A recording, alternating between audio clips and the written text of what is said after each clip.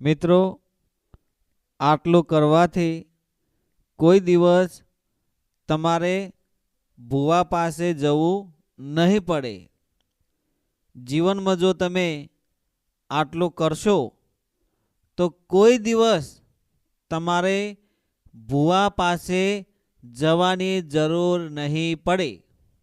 તમારા જીવનમાં હેરાન પરેશાન થાવ છો, દુઃખી છો, આર્થિક પરિસ્થિતિ નબળી છે, તણાવ છે, ચિંતા છે, વેપાર ધંધો ના ચાલતો હોય, ઘરમાં બીમારી હોય, આવા બધા પ્રશ્નો હોય અને તમારા જીવનમાં એવું કહેવાવાળા વ્યક્તિઓ તમને મનાવે છે કે આ કરવાથી આ થાય, આ કરવાથી આ દુઃખ મટી શકે, આવું કહીને તમને બીજા માર્ગે લઈ જનારા વ્યક્તિઓ તમને દુઃખના સમયમાં સલાહ આપતા હોય છે.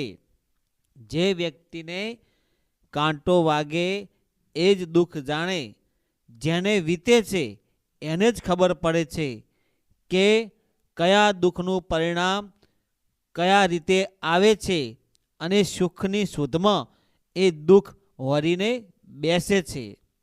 તો મિત્રો, તમારે કોઈ પણ ભૂવા પાસે જવાની જરૂર નથી. માત્ર ને માત્ર તમારે તમારા જ કુળદેવીની સત્ય, પવિત્ર, સાચા હૃદયના ભાવથી, નિસ્વાર્થ ભાવથી મા કુળદેવીની સેવા પૂજા કરવાની છે.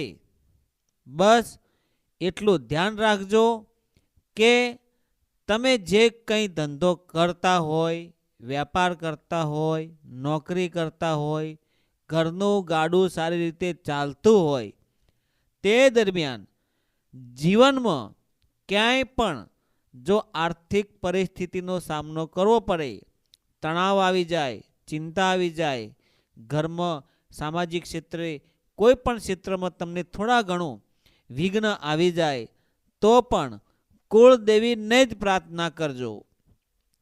માનો કે ધંધો ન ચાલતો હોય, તમે ધંધામાં નુકસાન થયા છો અને તમારે બીજો ધંધો ચાલુ કરવો છે, તો તમે તમારા સગાવાલા જોડેથી ઉછીના પૈસા લો છો, મિત્રો જોડેથી ઉછીના પૈસા લઈને ધંધો ચાલુ કરો છો. તેમ છતાં પણ ધંધો નબળો પડી જાય અને ધંધામાં બહુ મોટું નુકસાન થાય, તો એમાં તમારા કુળદેવી કે ભગવાન કે માતાજી કોઈ ગુનેગાર નથી. તમે તમારા કર્મનો દોષ ભોગવી રહ્યા છો. કારણ કે કર્મથી જ ફળ મળે છે. જેવું કર્મ કરો એવું ફળ મળે છે.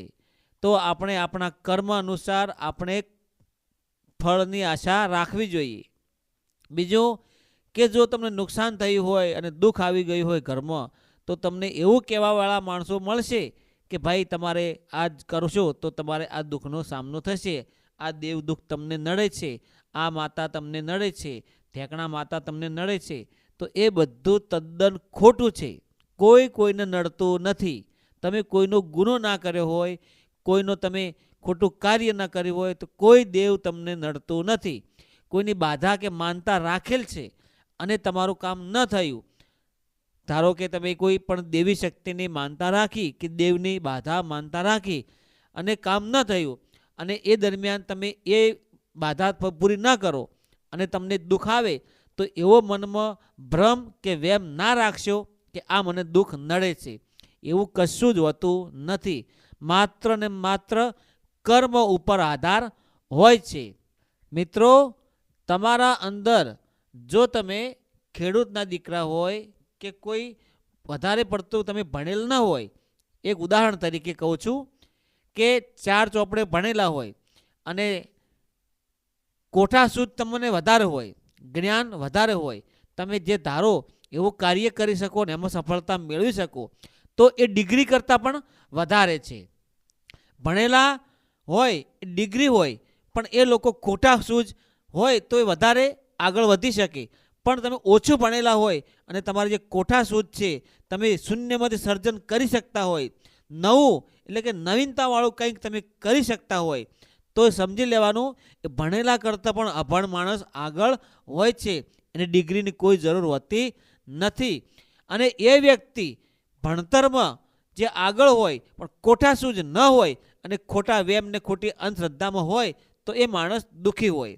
કહેવાનો અર્થ એ છે કે તમારો જે ભ્રમ છે, તમે જે વહેમ છે મનનો, એ કાઢી નાખો અને તમે કર્મ કરો, જે થકી તમારા શુદ્ધ કર્મ થકી તમે શુદ્ધ ફળ ભોગવી શકો, ઘરમાં શાંતિ થઈ શકે અને તમે બીજાને પણ મદદ થઈ શકો. જેમ કે તમારું જ્ઞાન છે, વિચાર છે, સદબુદ્ધિ છે, તમે બીજાને અર્પણ કરી શકો. એ થકી બીજો પણ તમારા કર્મ અનુસાર તમારું જે જીવનશૈલી હોય એ અનુસાર જો બીજો માણસ જીવે તો એનું પણ જીવન ધન્ય થઈ જાય. મિત્રો, ભુવા માતાજીના હોય, ભક્ત હોય, કોઈ પણ વ્યક્તિ હોય, આવું કહેવાવાળા અને આવું માનવાવાળા તમે જુઓ, એ તમારા કોઈ પણ ક્ષેત્રમાં તમને નડતર થયું હોય, દુઃખ આવ્યું હોય, જીવન છે ભાઈ, આ તો તડકો આવે ને છાંયડો આવે, પણ નિરાશ નહીં થવાનું, હતાશ નહીં થવાનું.